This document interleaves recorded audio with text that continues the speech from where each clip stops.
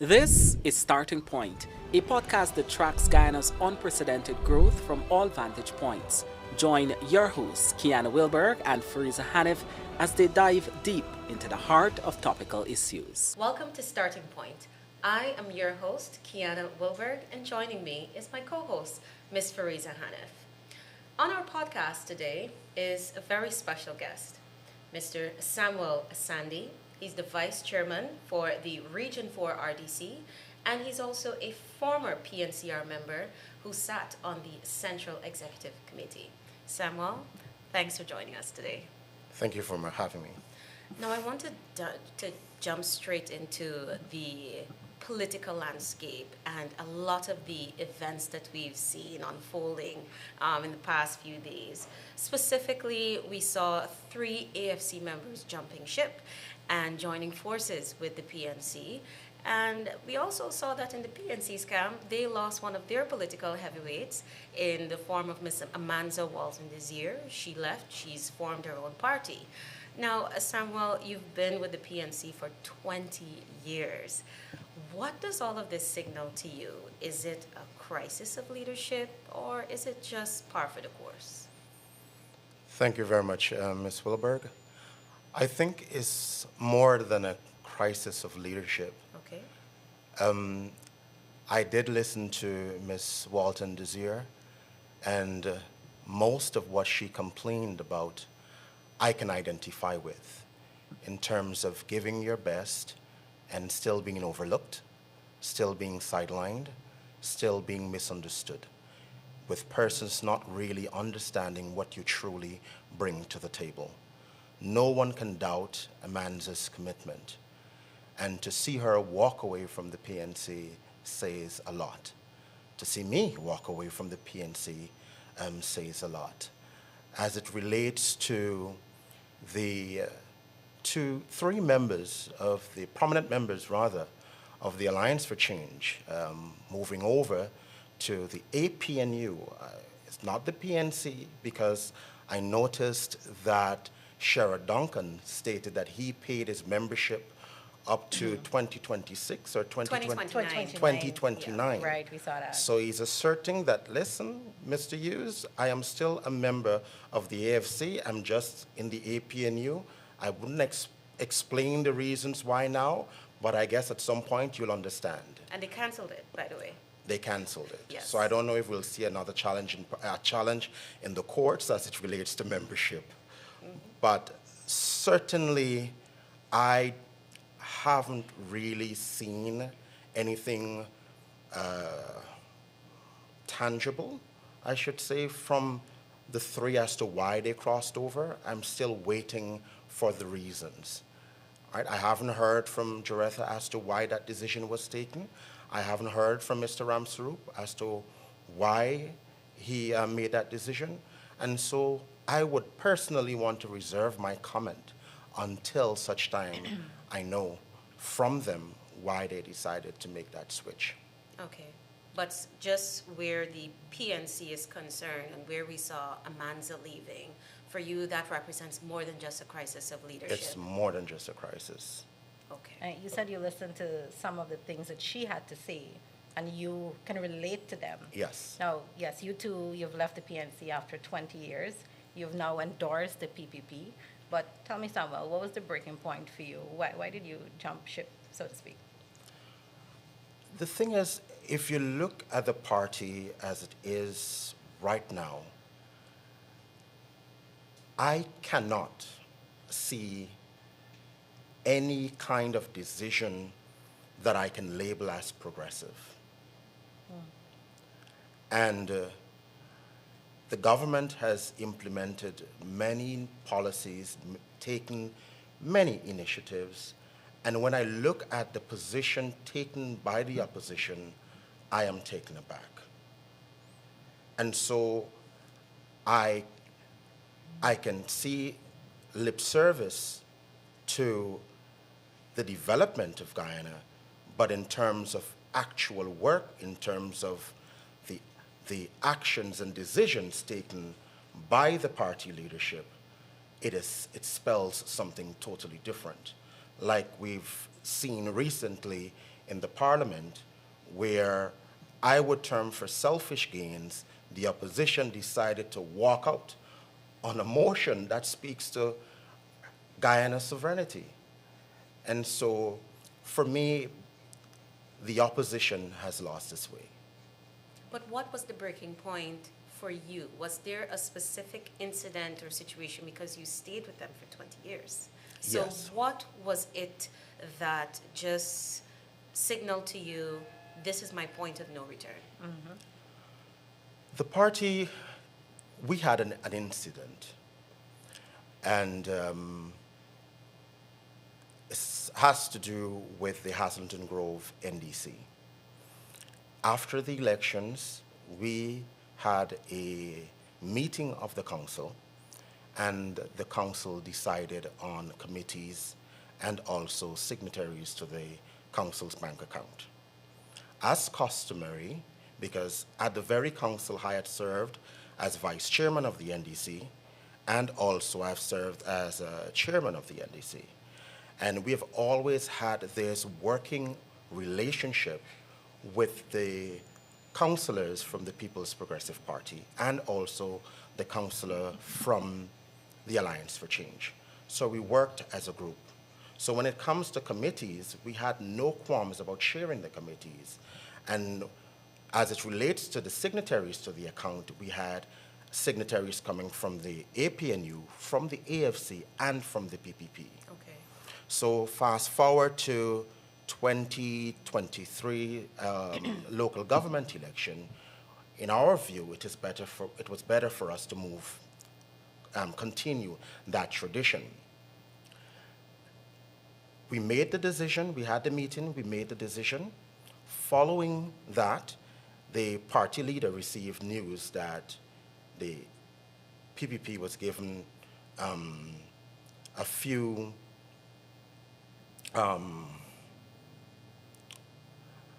as it relates to the composition of the committees, you know, they had more representatives on the committee. We having 3 and they having 2. And also, we decided on having one of the PPP councillors as a signatory to the account. So they wanted to change that. Okay. I did advise at the meeting that we cannot arbitrarily change it. The law requires 2/3 majority. I was told, don't do it. They don't know. I'm like, but I'm there. Who told you? You know, this is coming from the party leadership. They don't know that a 2/3 majority is required, so don't say it. I'm like, no, but I'm not going to do that, because for us to achieve the 2/3 majority, you'll definitely need me to vote. And I'm telling you, I will not vote. And so you will not achieve that outcome. Reasons being also, in 2018, the PPP had won Boxing Falls NDC. And they had enough councillors to get the chairmanship and the deputy chairmanship.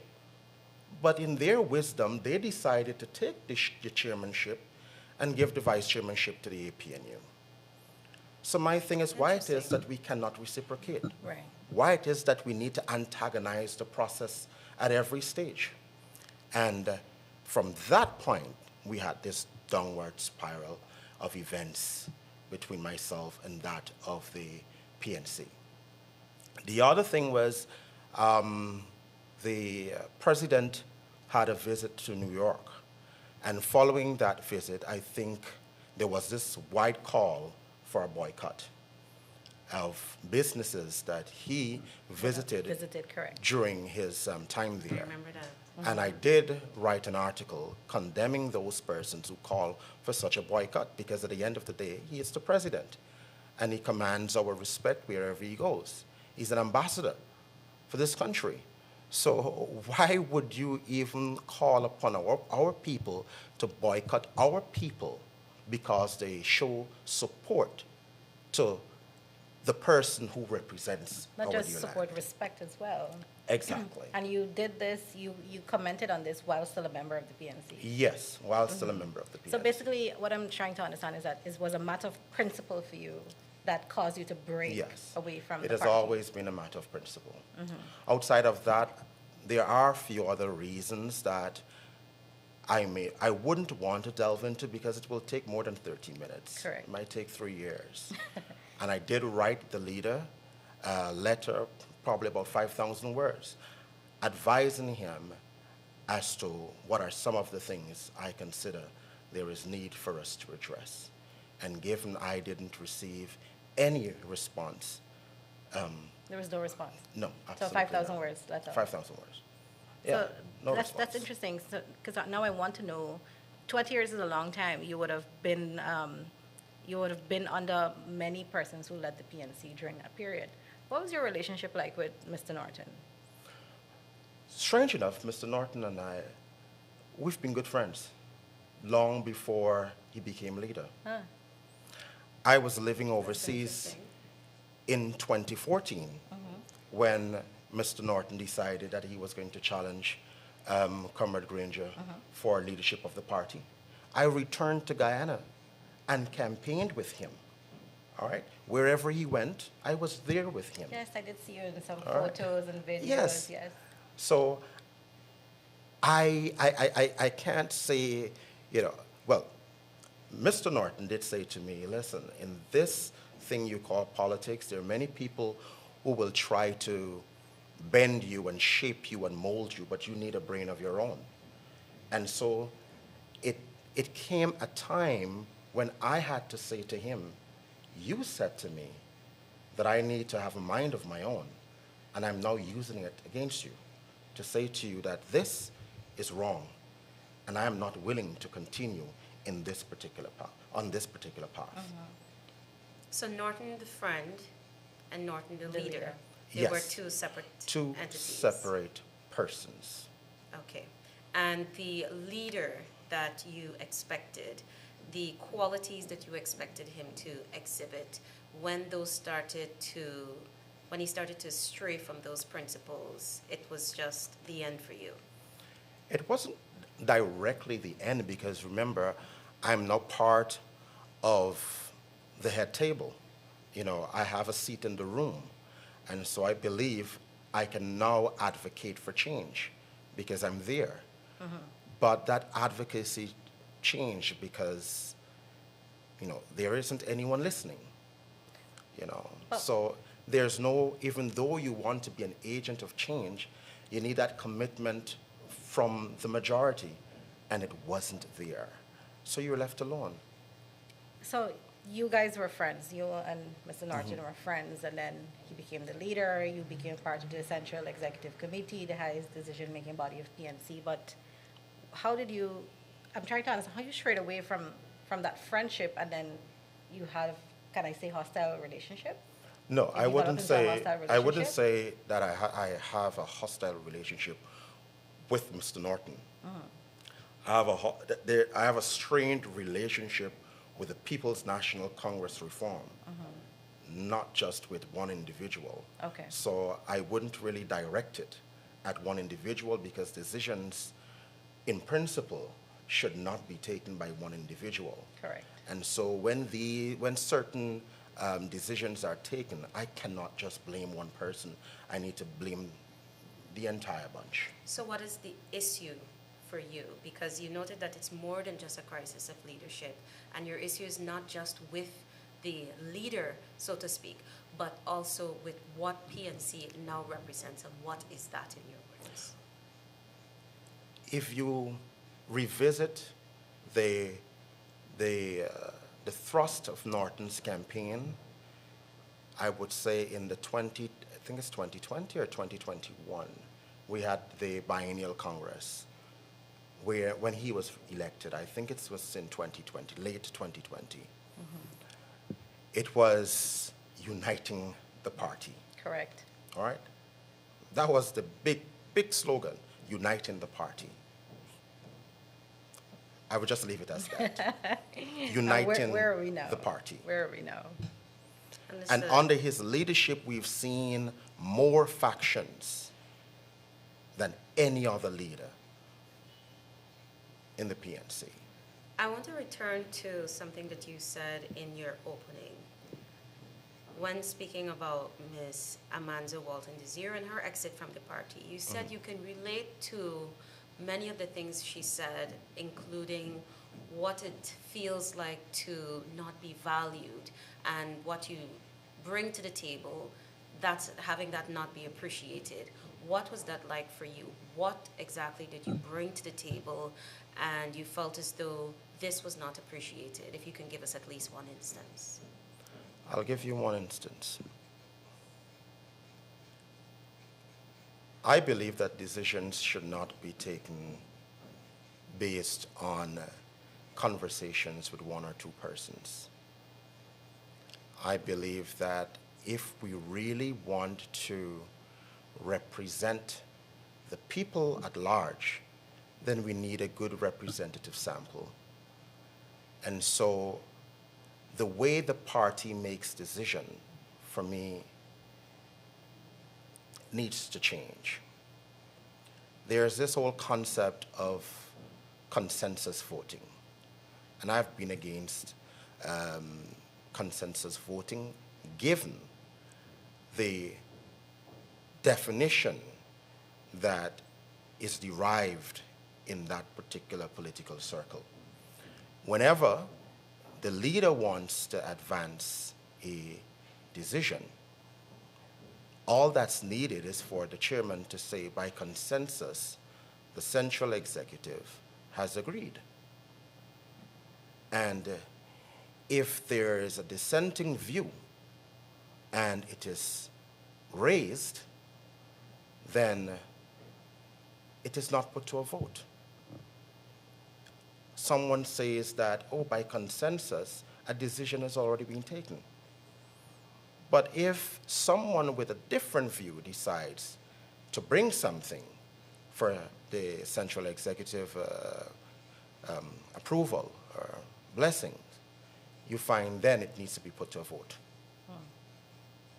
It's no longer by consensus. Right.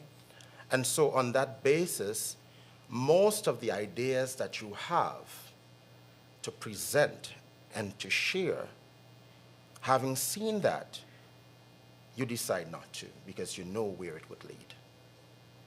Okay. And so Miss Walton Desir, she has many great ideas, many. But I think it is more an issue that the ideas are not coming from the right person. So it's a personality thing then? I wouldn't want to give it a name. But if those very ideas were coined and presented by another person, then it would be something for everyone to cheer on. So there are favorites within the CEC, I wouldn't the want to party. call it that, but you But understand. as someone who's been in the party for 20 years, what Yes. would you call What it? would I you think call you it? have the qualification to best give it a name. What would you give it a name if you had to? I wouldn't. I can give it a name, but the name I really want to give it, I really wouldn't want to make that a public statement. So I will give everyone in Guyana and the diaspora an opportunity to name that. Okay. All right. Now, Farisa, I just had one other question before we get to our wrap-up. Samuel, you noted that there were a number of issues that caused you to reach your breaking point with the PNC. But as Farisa noted earlier in the podcast, you have endorsed the PPP. What are your expectations in this new home? And why exactly have you decided to turn to the PPP to be your new political home? Because I remember watching an interview with you in September 2022, I believe, and you noted that it has always been your interest to give of yourself and to be of service to this country, and using politics as a platform. And you had your own descriptions for the governance style of the PPP. And I'm curious now, and I'm sure many of our listeners are as well, what do you hope to achieve, and what drew you? I am about people development. I have been saying to my friends and my family that here, I don't want anything to do with politics. I will just give up. I will return to the classroom and let it just be that. And ever so often, you find persons calling and texting and messaging about issues. And I'm now thinking that I need to do something about this. And if I can be the conduit between the people and development, then I'm already known for that. Why not continue? When it comes to the People's Progressive Party of now, and I base my decisions not on the history of the PPP, because the history of the PPP, as I know it, has not been from my objective point of view. It has always been from what I heard within the confines of the party and within the confines of the community and the confines of the family. And so most of the decisions I have taken, most of the positions I have taken, all right, were in keeping with not an objective view of the party, but one that the masses would support. So I am at a point where I can make decisions on my own, where I can call a spade, where I can see things for what they are. I wish I can take back some of those words, but I really can't. Okay. But I can make a difference now. When it comes to unity, in spite the People's Progressive Party may have their own issues, as all organizations, you don't find it on the internet. You don't find it in every circle. And they always find ways and means of pulling everyone together and finding solutions. The PNC is different. From the time you step out, the leadership, along with the members and the supporters, they will come for you. And they will say things about you that you didn't even know about yourself. Oh. And I have seen that. I have experienced that. I've had cases where someone wrote a very long article detailing lies upon lies. And I thought the party that I supported would have come to my aid and my defense and say, hey, Comrade Sandy is not that person. But instead, the party leadership said the person has a right to his opinion. Now, how can I identify myself with the abuser? Because the omission, your failure to act, also makes you part of the problem. And so when I served at the NDC level, we hadn't PPP counselors. We had counselors of the people, and we worked together. And at RDC4, I saw the same thing. Twice, the AFC sponsored no confidence motions against myself and also the chairman. So I can't find a home in the AFC. When the AFC tabled 2 motions of no confidence, all based on lies. And so when I look to the People's Progressive Party Civic, I ask myself, what wrong has this party ever done me? And I can't think of one. I cannot think of any.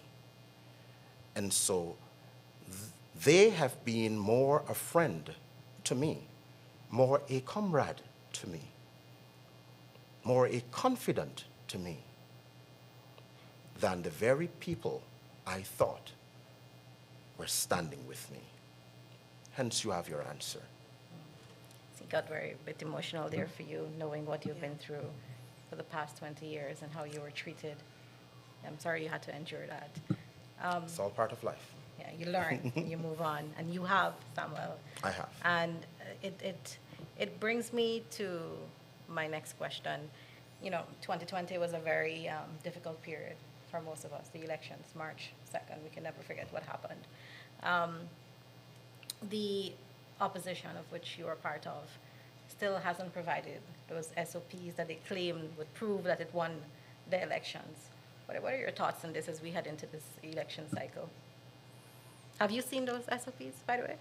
I never addressed this question in the open, but I'll categorically state that in 2020, the APNU+AFC lost the election. I was the operations manager for the East Coast campaign. I was responsible for collecting all SOPs. And I did take it upon myself to record the scores of every SOP received. I took pictures, I kept them, I still have them. I went to the Ashman's building. I listened to the numbers being tabulated. I looked at my numbers, and I thought to myself, where might this be going? Wow.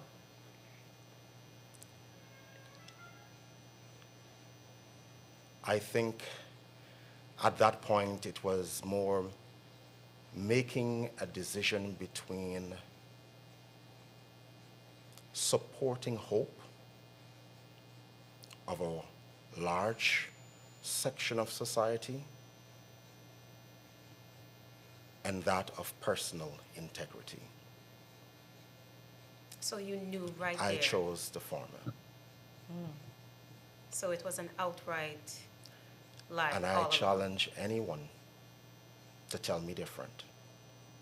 Because like I said, I have dated photo evidence of what I submitted as opposed to what Mingo declared. You know, Samuel, this is the first time I am hearing of this. We have never discussed this with you. I didn't anticipate that response, that you would actually have photos of the APNU+AFC's SOPs. Not the SOPs, of the totals. The totals. Yeah. And you would have calculated those, and then Yes, I you did. saw what Mingo did. What did you do when you saw what was happening? Because for you, it's a apparent, blatant fraud, electoral fraud. Like I said, it was more about me choosing between personal integrity and a large group of people hanging on to hope that this will bring home the victory.